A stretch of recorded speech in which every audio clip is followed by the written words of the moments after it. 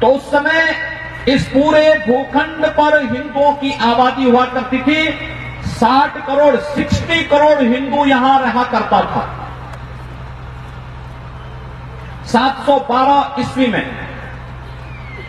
और 1947 में जब भारत आजाद हुआ था, उस समय भारत और नेपाल, पाकिस्तान और जो वर्तमान का बांग्लादेश है, इस सब की आबादी मिलकर के हिंदुओं की कुल आबादी बची रही मात्र 35 करोड़।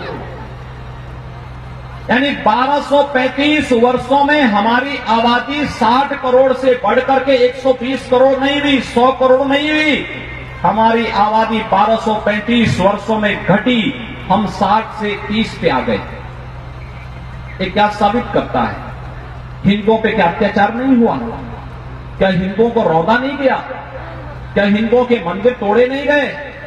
क्या हिंदू परंपराओं को लांछित और अपमानित नहीं किया गया? और उस सब के बावजूद कभी भी हिंदुओं ने किसी का हित नहीं किया।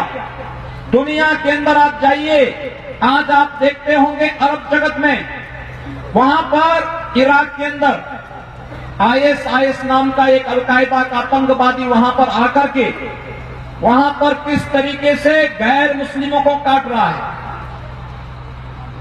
गले यानी चाकू से गले को रेता जा रहा है।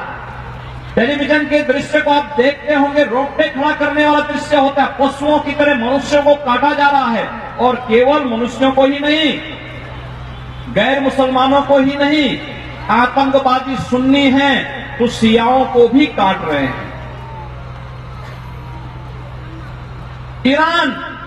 ईरान का जो मूल अर्थ था वो पहले आर्यन देश था, आर्य का मूल निवास स्थान था। और ईरान के बारे में कहा जाता है कि ईरान के जो मूल निवासी थे वो पारसी समुदाय के लोग थे। पर्शियन समुदाय के जो लोग थे वह अग्नि पूजक थे। अग्नि पूजक हम सब हैं। हम मंच पर आए, हम लोगों ने सबसे पहले दीप प्रज्वलन का कार्यक्रम किया। ये दीप प्रज्वलन, ये अग्नि तो है, ये दीप ज्ञान का प्रतीक है, प्रकाश का प्रतीक है, ये अच्छाई का प्रतीक है, ये रचनात्मकता का प्रतीक है, ये सकारात्मक ऊर्जा का प्रतीक है। इस अग्नि का पूजक वो पारसी समुदाय हुआ करता था। और अभी आपने इराक के अंदर भी देखा होगा, जो यजीदी समुदाय है वो अभी इसी अग्नि का पूजक है, इसी अग्नि का पूजक है। पारसी समुदाय को ईरान से समाप्त कर दिया गया। पारसी समुदाय अगर कहीं बचा हुआ तो केवल हिंदुस्तान में बचा हुआ है, बाकी नहीं बचा है, समाप्त हो गया। सब वहां पर इस्लामीकरण हो गया। अफगानिस्तान, आपने महाभारत को आपने देखा होगा, महाभारत का दृश्य, महाभारत ग्रंथ आपने पढ़ा होगा, सुना होगा, या उससे पहले रामायण काल में आप जाइए, महाराजा दशरथ की रानी कैकेयी, वह तो उसी अफगानिस्तान से थी जो आज अफगानिस्तान अलकायदा की चपेट में है।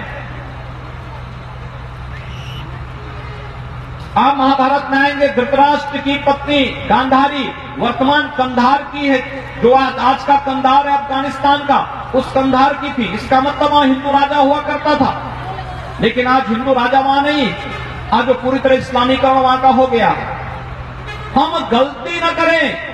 अतीत में जो गलती ईरान के साथ हुई, जो गलती अफगानिस्तान के साथ हुई, जो गलती पाकिस्तान और बांग्लादेश के साथ हुई, उस प्रकार की गलती करने की भूल हिंदू समुदाय, पूरी दुनिया के अंदर रहने वाला हिंदू समुदाय कतई न करें। इसलिए सबसे पहले अपनी परंपरा पर गर्व की अनुभूति करना हम सीखें कि हम अपनी ऋषि परंपरा का उत्तराधिकारी हैं। और इसलिए भारत की परंपरा पर, नेपाल की परंपरा पर, सनातन वैदिक हिंदू धर्म की परंपरा पर, अपने ऋषियों की उस महान परंपरा पर हम सबको